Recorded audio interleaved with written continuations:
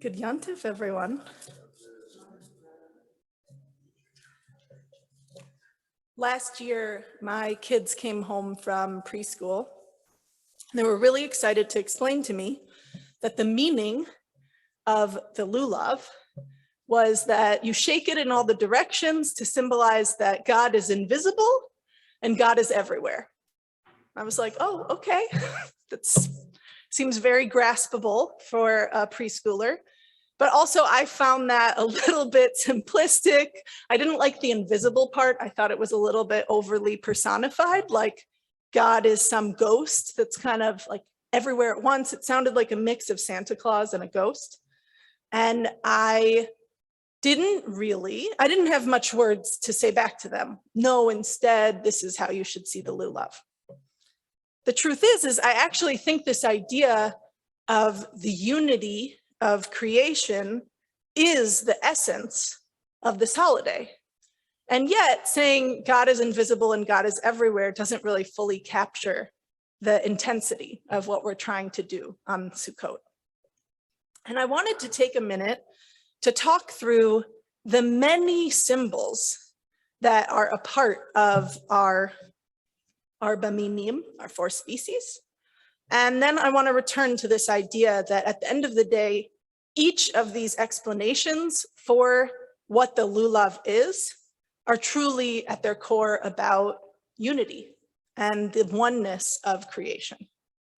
So this isn't rocket science in the sense that if you all turned to page 315, you'll see that there are 5 different explanations for the lulav. Some of those explanations are about how each of the parts of the lulav represent different ways that they grow in nature, such as saying that the palm is something that sucks up a lot of water, and the willow grows by water, and the hadass is a bit dry, and then the citron needs water. There's also the idea that each of these pieces represent different types of Jews, that there are smelly Jews. This is hilarious. There are those who study Torah but perform no good deeds. Those are the types who have a delicious taste but no smell. That's the date. The myrtle gives off a delightful smell but has no taste. Those are the ones who perform good deeds but do not study Torah. And the willow, which has neither taste or smell, represent those who neither perform good deeds nor study Torah. And then we have the explanation that each of these parts is like a part of the body. That the lulav, the date palm, is like the spine. That the willow, with these little leaves that are kind of flat and long, are like the lips. That the myrtle are like eyes, and that the citron is the heart. Another teaching is about the different ways that these each consume water.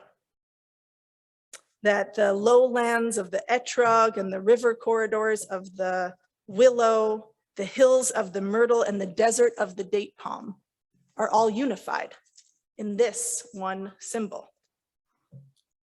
But I read another teaching that I liked best of all, that is not in our Siddur.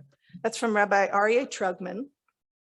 And he said, the way that each of these grow also represent unity. First, when we harvest the date palm, when we harvest the lulav, we harvest it at a stage of growth that it's still stuck together. Because ultimately what happens is this fans out. And you're used to seeing that. But when we actually harvest this part of it, it's still sort of in one piece. The willow grows in groves along the riverside. And so in a sense, it's one of these things that you can't see the tree for the forest, like it's all the branches of the willow and it's hard to see any distinguished tree from that. The hadass grows with 3 bundles of leaves growing out of one node.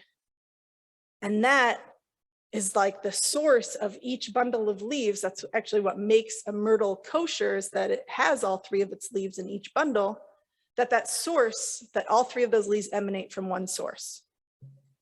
Those are all lovely, but the etrog, how is this something that represents unity? It's one single fruit.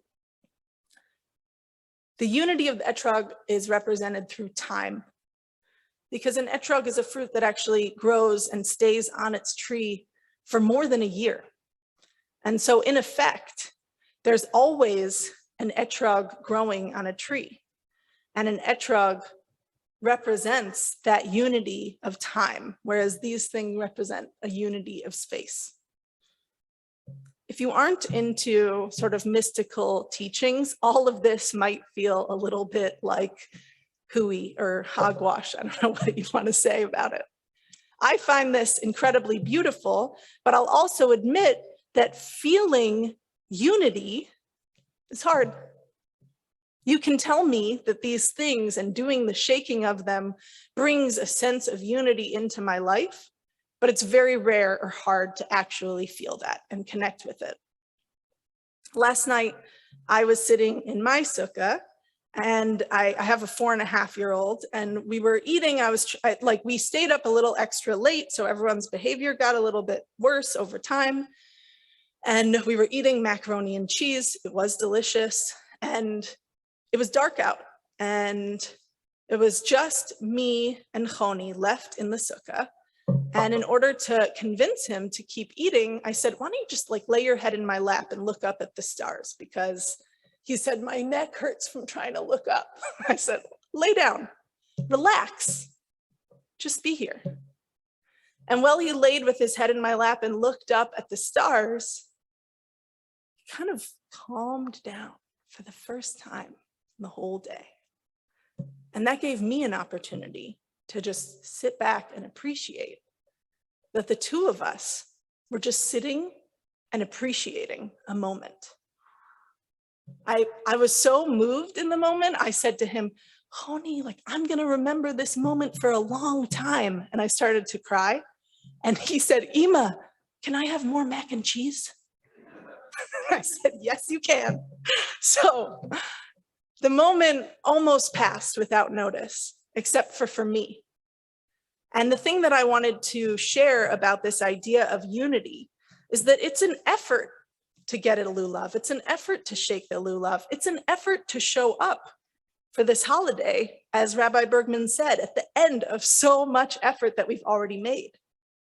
And yet the lesson in that is that to actually feel unified, to actually feel the integration of all the parts of our body, of all the Jewish people, of all of the waters that are a part of nature, a fundamental part of nature, to feel and experience that unity requires work on our part too.